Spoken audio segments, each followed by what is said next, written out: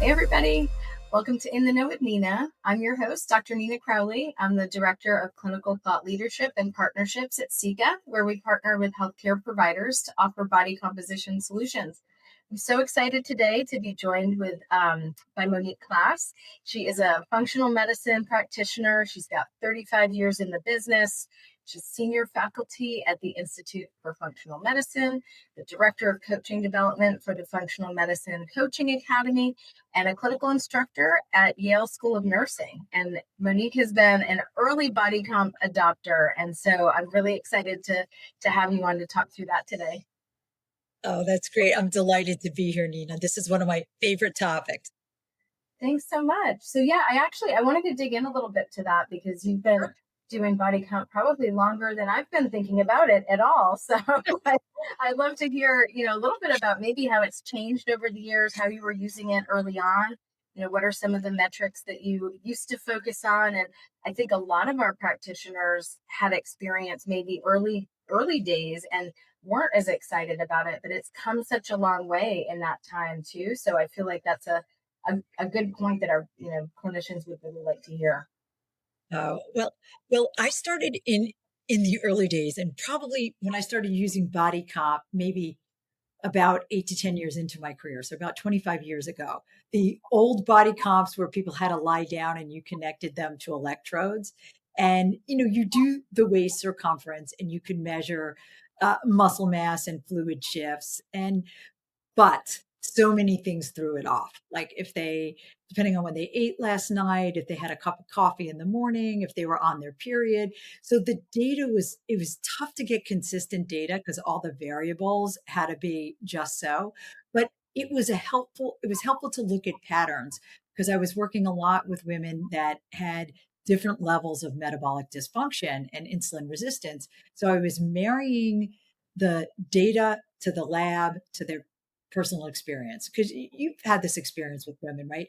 They'll come in, especially menopause. That's like classic. They're like, my weight's really not changed, but I can't button my pants. Where the weight is being distributed has changed. And the opposite's true. Like the scale's not going down, but my clothes are fitting better. And we're so married, we're so hypnotized, we're in a trance over the number on the scale.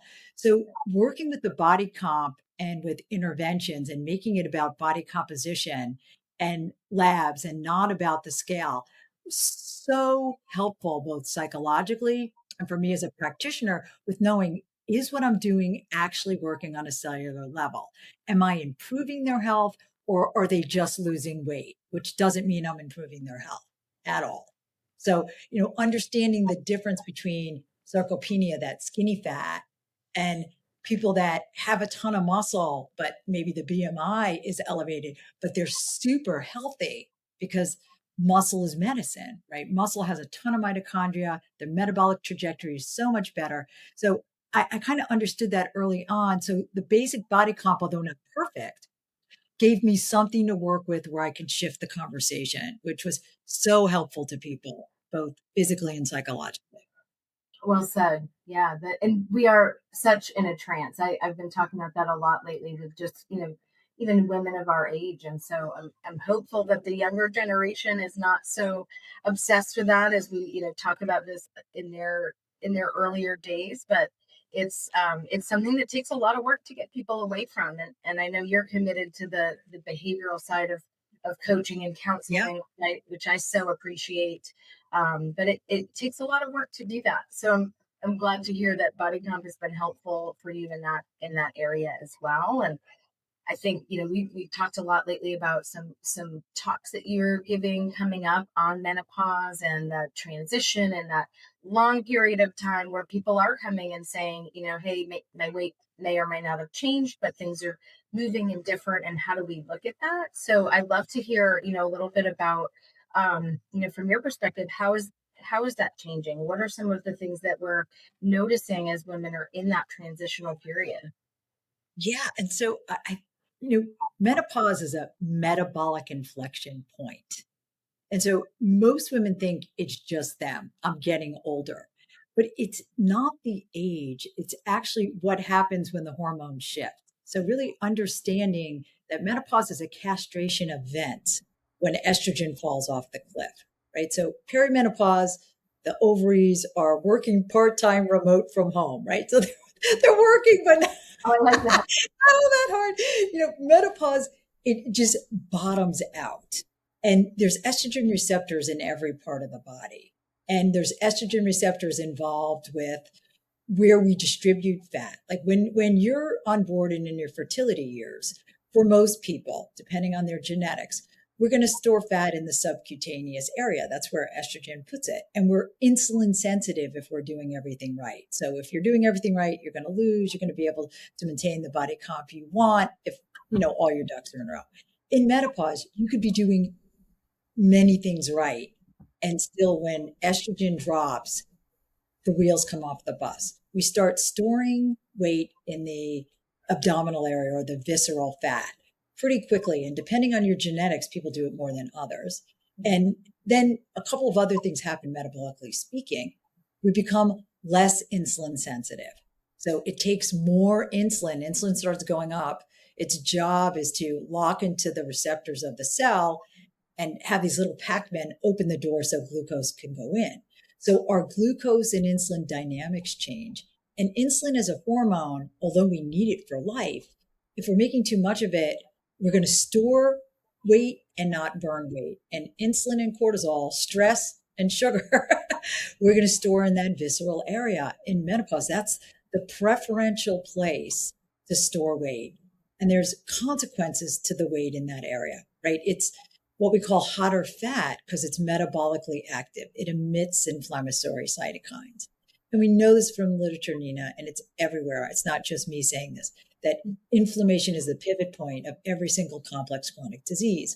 So what do we see in menopause as like estrogen just tanks and every system feels depleted? We see an increase in cardiovascular disease, an increase in neurodegenerative disease, an increase in autoimmune disease. Because as estrogen goes down, inflammation goes up, weight shifts to the middle, and we become more insulin resistant. And the fourth thing that I've been reading about is we make less GLP, our endogenous GLP. Like everybody knows what GLP ones are now.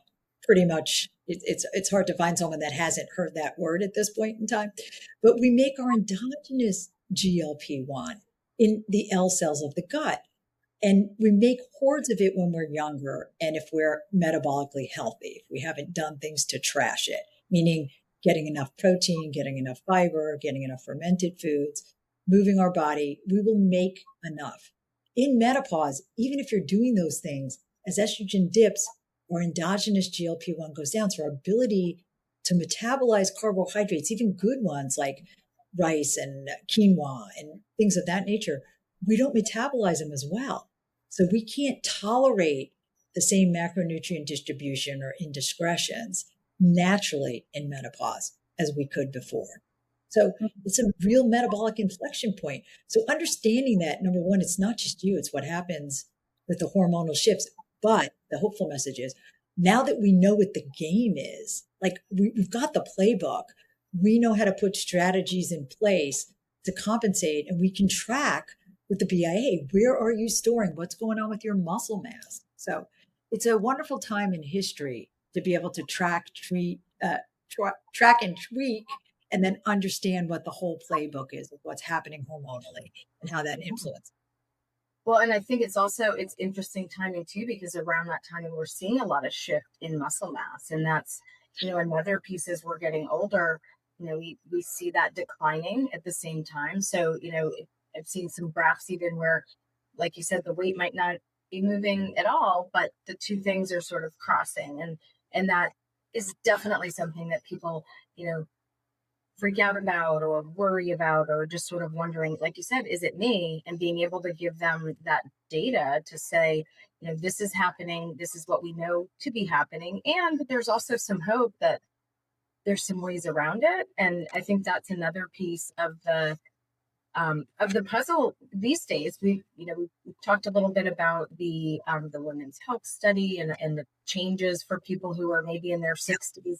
They didn't have access to some of the hormone therapy that, now those who are at a younger age will have access to. And I think it's an interesting timing for all of that to be happening too. Oh, I so agree. And I'm glad you called that out, because we do rapidly every decade after 30, we are losing muscle mass at a higher rate. Then you hit 60, it's like a massive reduction in muscle mass because the androgens also change. So estrogen goes down much further, right? Because the ovary makes 90 to 95% of the estrogen. The androgens, we can still make the androgens like testosterone. Like women make testosterone, but it's from the adrenal glands. And this is like the key point. We make about 75% of our androgens are from the adrenal glands. But if we've been running it hard, like most of us have, kids, job, juggling things for years and years and years, we have drained our adrenal bank account to the point where we can't make the androgens. So we're not, it's like double trouble. Naturally, it's hard to hold on to muscle mass. Well, within it, 24 hours of not using the muscles, we're going to atrophy. Where when you're younger, it's about 72 hours. So we got that happening. And then we don't have the androgen supply because our adrenal bank account from just the way women run life. Like it's wonderful that we have all these opportunities as women, but it's the good, bad, and the ugly. Like, how are we managing the fact that we can be in the workforce? We still have to cook and clean. Most of us cook and clean and run the house and do that, right? So there's a big difference when I check people's levels now than many years ago, where women were not carrying the ball in all these dimensions as much and didn't have power positions and still had to run their homes. Yeah, I hadn't thought about it like that. But yeah, Yeah. and I know there's a lot of question, and we've had some folks on to talk a little bit about the endocrine side and Yes. the hormones, but the hormone replacement, or Yeah. that being an option, I think it is hopeful that Yeah. we don't have to go through some of the negative or all of the negative side effects that we hear about, because these are options now. And there's tests, there's symptoms, there's all the management, and the counseling to find a cocktail or a combination of therapies that might work. Yeah, I love this moment in time where, like, I never stopped prescribing HRT because I never believed the study. Like, I knew that they Oh were yeah. talking a relative risk and not an absolute risk. Like, I knew what it was. So, I kept prescribing, but patients were afraid of it. But I will call this out, and those practitioners listening that do this is just putting estrogen and progesterone back. People feel better, but they don't automatically lose weight. Like, people think, like, well, you give them estrogen and they're going to lose weight. Not the case. You give them estrogen and progesterone, and then you throw in testosterone later on. That's how I do it. I layer it. They feel better, right? They've got their energy back, their mood's better, they're sleeping better. So consequently, they can get good habits off the ground. But you still have to combine lifestyle. You can't just say, okay, I'm going to put you on hormone replacement therapy and your body comp is going to change and all this.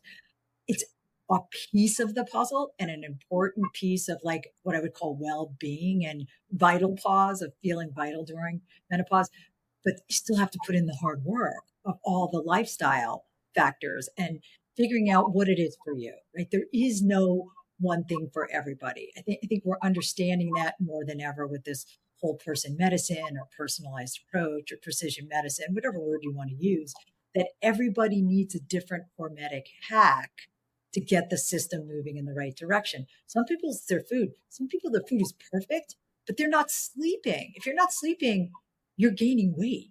I mean, you're looking at the research. It's astonishing. One night of bad sleep in a healthy individual, if we check their bloods, they present like somebody with insulin resistance. Oh, I hate those statistics, because sleep is an area for me that is not optimized either.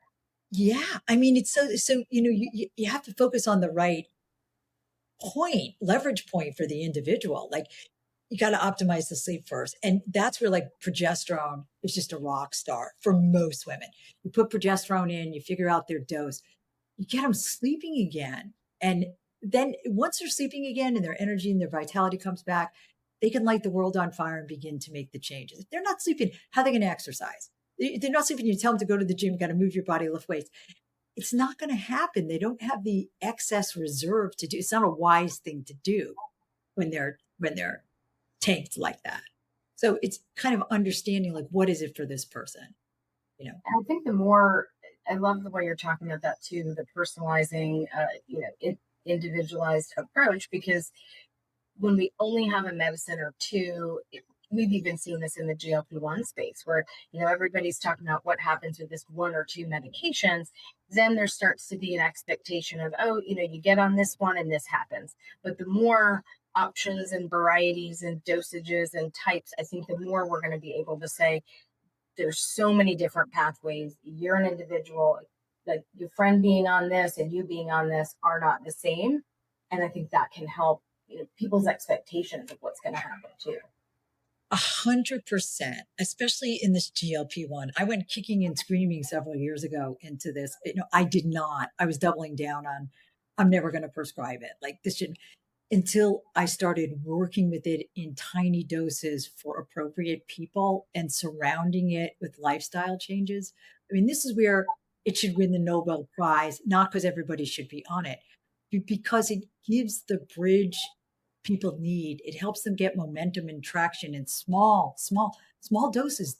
Do this combined with lifestyle, especially in menopausal women, right? So when you look at the research, and I was like dumbfounded when I read this, that small amounts of GLP-1 in menopausal women work 30% better than somebody in their fertility years because of the dynamics of the hormonal milieu and our own drop in endogenous. Like a little bit will have a profound impact on a menopausal. Not that I'm not saying all menopausal women should be on it, but if people are really stuck and doing everything right, or they're just stuck and can't get off the ground, tiny pulse doses lower the inflammation, global inflammation in the system. They increase lipolysis, which is fat burning, right? So we're lowering risk, we're getting the system moving, and then we're breaking old habits of eating late at night or drinking too much alcohol. And then they start to, especially if you're counseling them and we're tracking it with body comp and you get them to do little movements and they're not losing muscle, we're losing fat, we're changing body comp, we're making them healthier than ever before because they're using all of these different lifestyle factors in combination with a small precision dose. But that dose is different for everybody and not everybody needs it. So you always want to give the body a chance. I mean, I think this is a moment in time where, because the GLP-1s are so big, we've learned so much about the technology of these L cells. Like, what can we do? I'm always asking myself, and I say this to patients, what can we do to increase your endogenous GLP-1? That's the win. Not putting the shot in, keeping you on it forever, raising the dose every month. That's crazy. That's crazy. It's irresponsible. The win is, how do we increase your own? May or may not use a small amount. If we use a small amount, get it in, get it out, get the changes in place, change the set points, track it. Got to track what you're doing. So if you're given these things, this from like people you talk to, and so it keeps raising the dose where people think they shouldn't feel hungry at all. What you're doing is they're not eating. We're creating eating disorder mentality because they're like, it's so great, I don't eat at all. It's not so great. You're downregulating your basal metabolic rate. You're losing all your muscle mass, and we can track it on the Sika machine. And so we're having metabolic adaptations that are actually making them sicker and addicted to the drug they can't get off because they'll gain everything back. That's the shadow of these GLP-1s. It's the dosages are interesting too. I mean, I've got a lot of thoughts even in, the messaging that a regular average person is hearing about tiny doses and microdosing.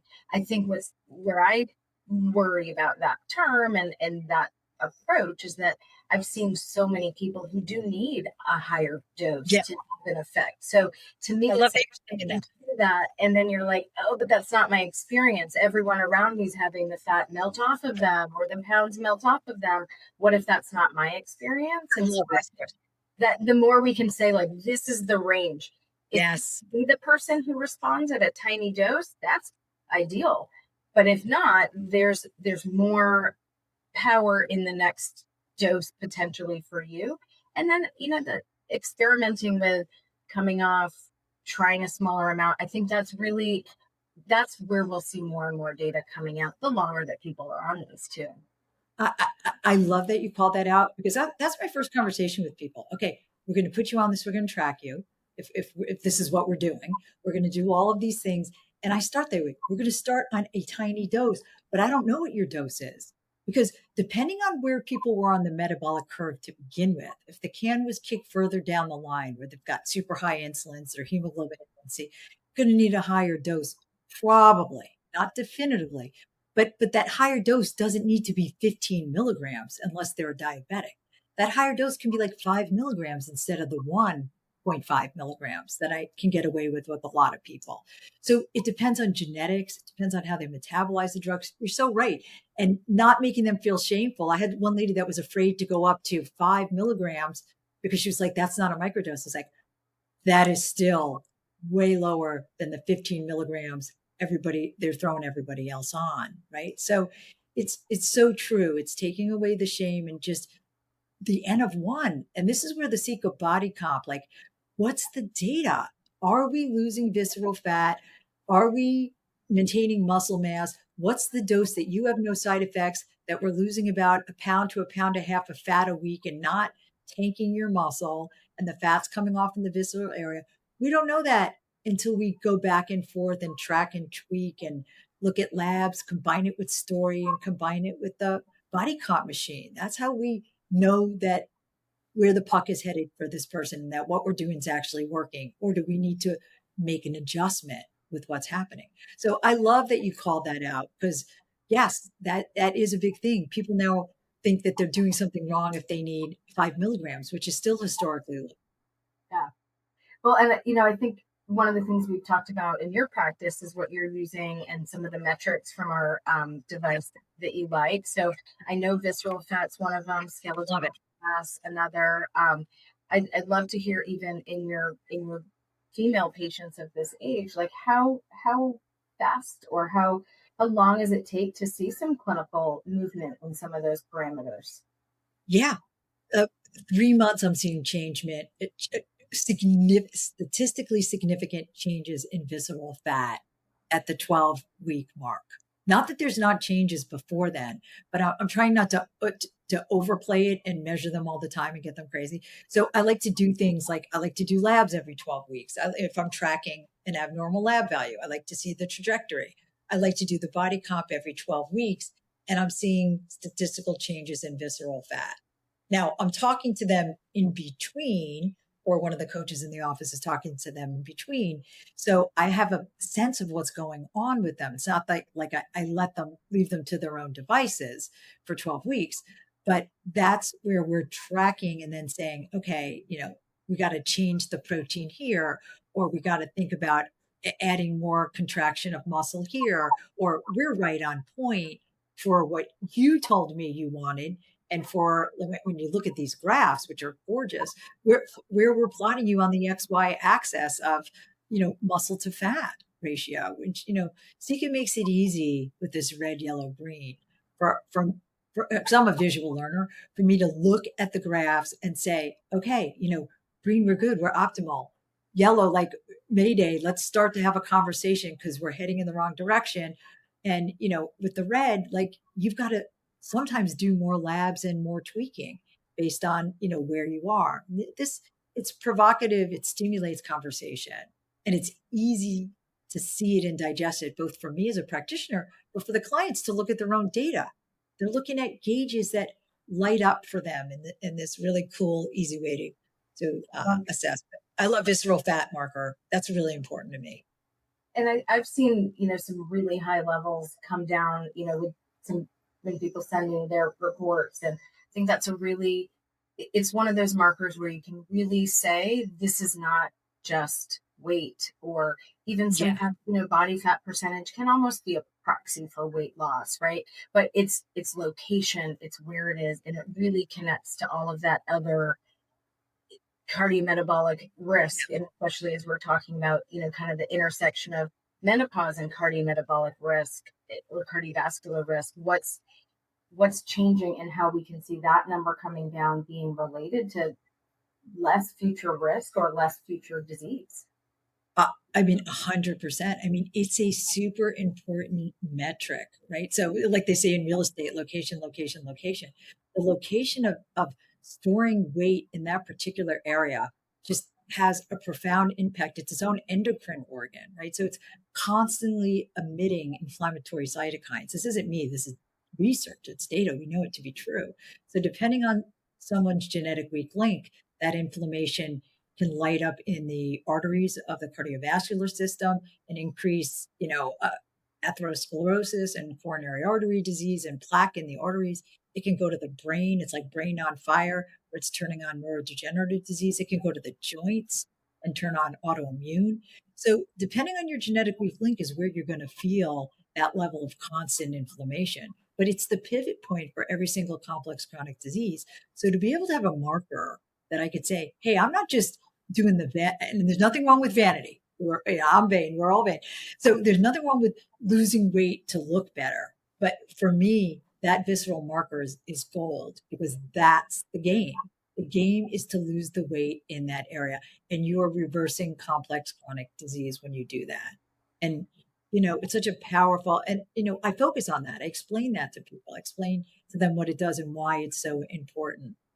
Like, yeah, I know they want to fit in their size, whatever that number is for them, pants or a dress for their son's or daughter's wedding or bar mitzvah. I know that that's their game, but I also have the conversation about their long-term health goals. Like, what are we looking to prevent here? I have never spoken to one person that their parent didn't have dementia, had dementia or Alzheimer's, where that was in front and center. Like, I don't want to have that level of cognitive impairment as I age. I don't want my kids to have the burden I had. Like, it's a real phobia for many, many women. So to be able to give them metrics to lower their risk, that will lower their risk. Lower that number, you're lowering their risk. So it's really, really fun to be able to do that. The other thing, like, this is just an aside, but when you look at what are the big risk factors in menopause? Cardiovascular disease, number one, dementia, and then osteoporosis. The more inflammation you have, the more bone loss you have. So inflammation in that visceral area accelerates the osteoclast, the two bones, osteoblasts build the B, and the osteoclasts dig out old. So more inflammation, you've got more osteoporosis.